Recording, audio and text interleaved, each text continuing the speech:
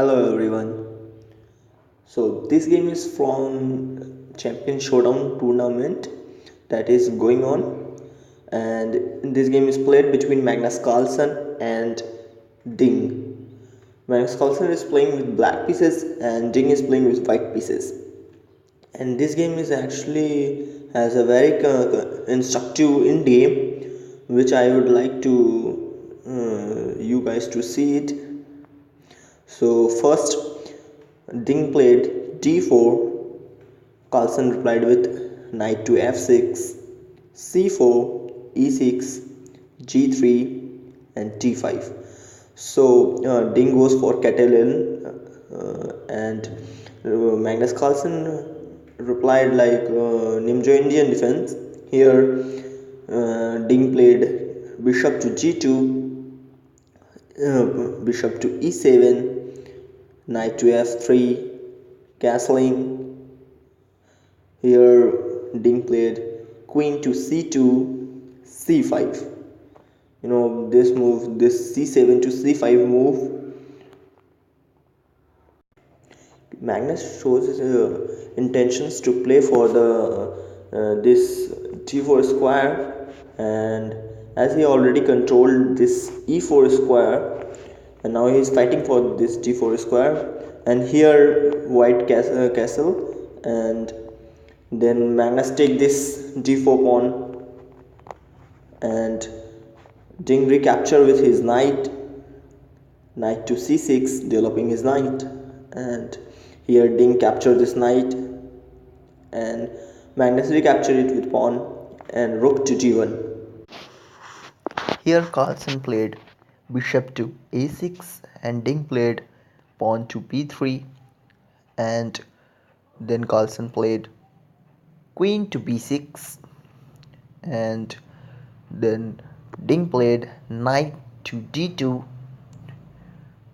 and here Carlsen played rook to d8, strengthening over this d file, and here Ding played bishop to b2, developing his dark bishop, and Carlsen played rook to c8, and here Ding played rook to c1, h6, e3, c5, and here Ding captured this pawn on d5 square, and Carlsen recaptured this pawn f3, knight to f3, and here Carlsen played d4.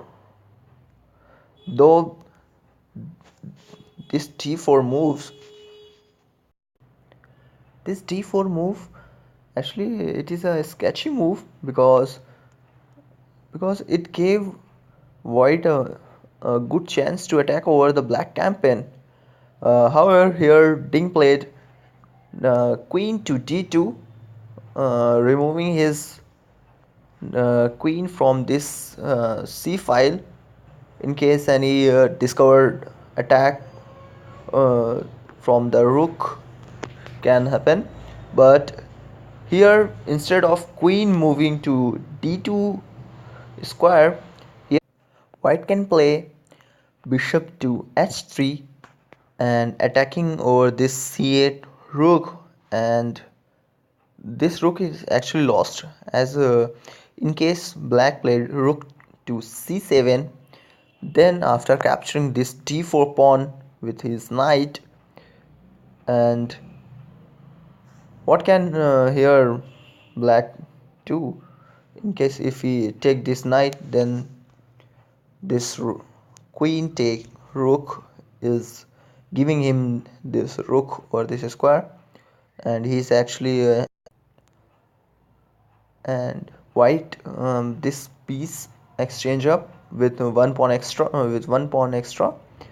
So, and in case if black doesn't capture this knight, then after playing like rook to e8 or bishop to b7, then with simple move like bishop to g2, and the game is simply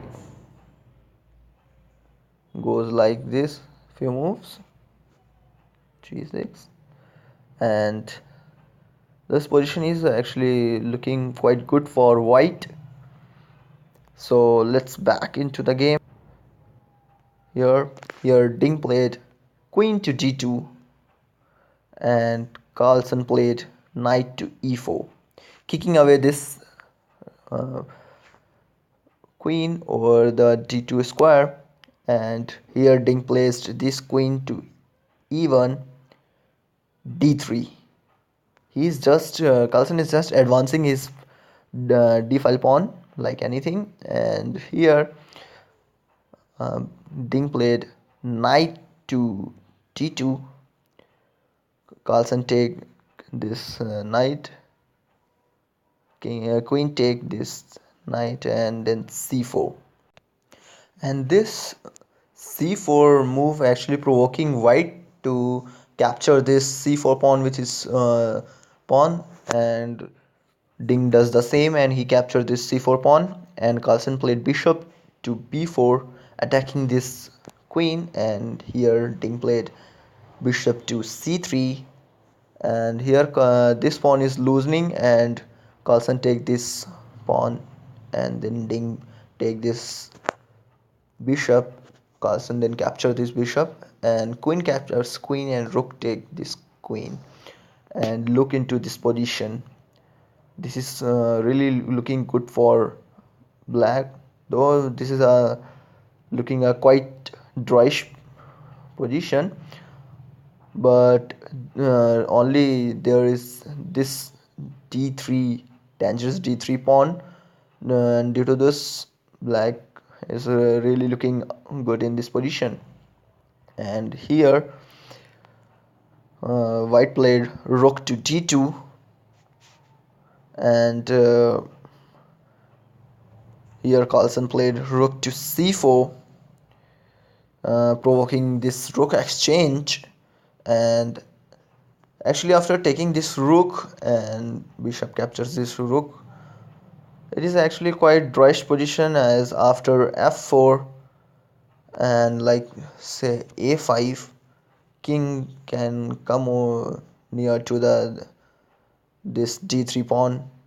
Like after some move, king can overcome to the e3 square after pushing this e file pawn and placing his this bishop over f1. Like let's say king move to f8, e4, a4, king a3, f6, bishop to f1, and this pawn is actually lost. So at this position, instead of moving this rook to d1 square, which Ding played, it is better to take this rook over c4 square and proceeding over equal position. But here Ding placed his rook to d1 square, and here Carlsen played rook to c3. White played pawn to f4, and Carlsen played bishop to c4. And actually this move gave his a pawn to proceed further. And here queen comes over to f2 square, and Carlsen played a3, attacking this a2 pawn. And here Ding played bishop to f1, and here Carlsen played a5, marching his a pawn.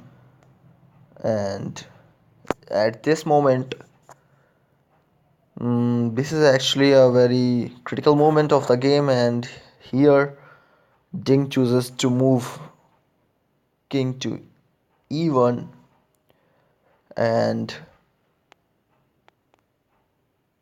at this moment Carlsen played a4, marching his a pawn.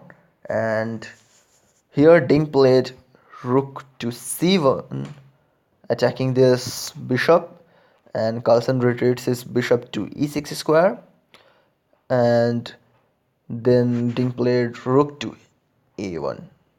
Just look this position and see how black pieces are looking so much active, like this rook, this bishop, and this rook, or either these two pawns are so much active, and just this king is not participating in the game, but all other his pieces is so much active, and they are at looking at their right positions. And here Carlsen played queen to f8, and look at this white pieces, like this rook over d2 square and this rook over a1 square, which is guarding this a2 pawn. And here this rook is actually guarding this advancement, oh sorry, this pawn move, this d3 pawn marching, and this rook over a1 square is protecting this a2 square pawn. And it is never recommended that you should protect your a2 pawn with rook on a1 square, placed on a1 square. Actually it deteriorates this rook utilities, other utilities. And here Ding placed rook to b2, and here Carlsen played rook to c3. Actually here Ding placed rook to b2, as he was clearing this d2 square for his king to come in the party. Like if here, let's say if here black play king to e7, then white can simply play the move king to d2 square. And it is actually good to stop the opposite ma pawn marching by your king instead of your pieces. And here actually in what in game has been played, like here Carlsen, instead of moving his king, he placed his rook to c3 square. And at this moment Ding realized that this king to d2 move is not good, as uh, like let's say if king to d2 square is now played, then by a simple move e3 black is winning. Like after taking this rook, black can take this rook, and after white take this pawn, black can simply play this bishop to g4, preventing this rook to come over this d1 square. And let's say after any move like h3, bishop to f3, king to c3, d2, and this pawn is unstoppable here. So yeah, white can take this pawn over here with his bishop, but after this rook take bishop, this position is winning for black. So due to these moves, continuation of these moves, here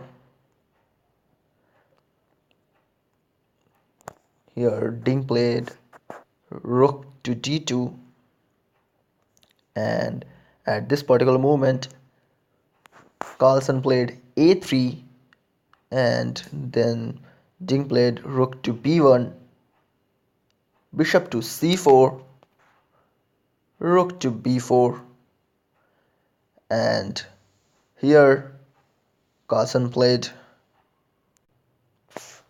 rook to c1 check, and Ding moves his queen to the f2 square, And then Carlsen played a wonderful move, that is bishop take this a2 pawn, and actually provoking this knight, this rook to capture this a2 bishop.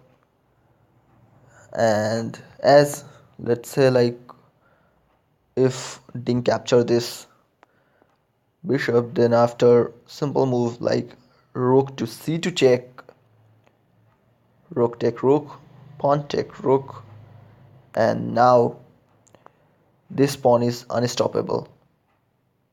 Like, you may think why not this move can be played by white, but after simple this rd2 check, king 2 goes to f3, as if king goes to e1 square, then simple rook to d1 check,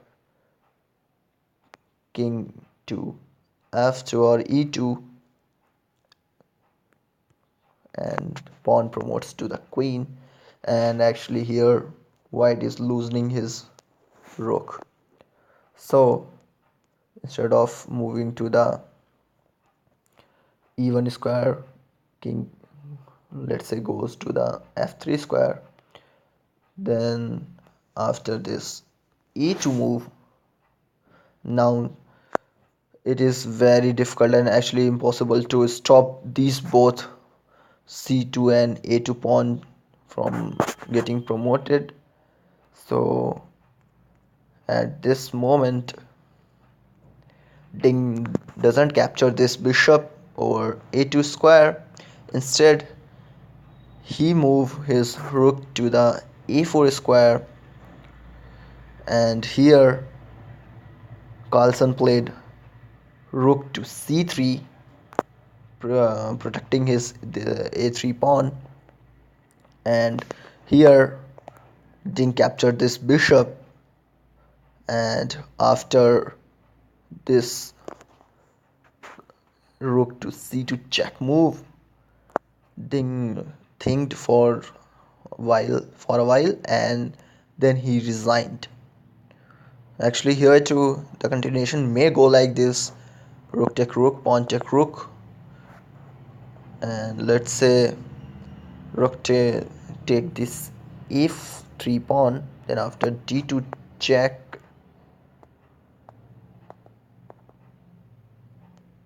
and where is this king going? Because wherever he goes, this promotion cannot be checked.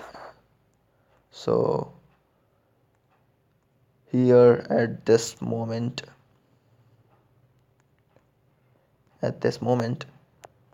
Ding resigned. What a wonderful match played by Magnus Carlsen.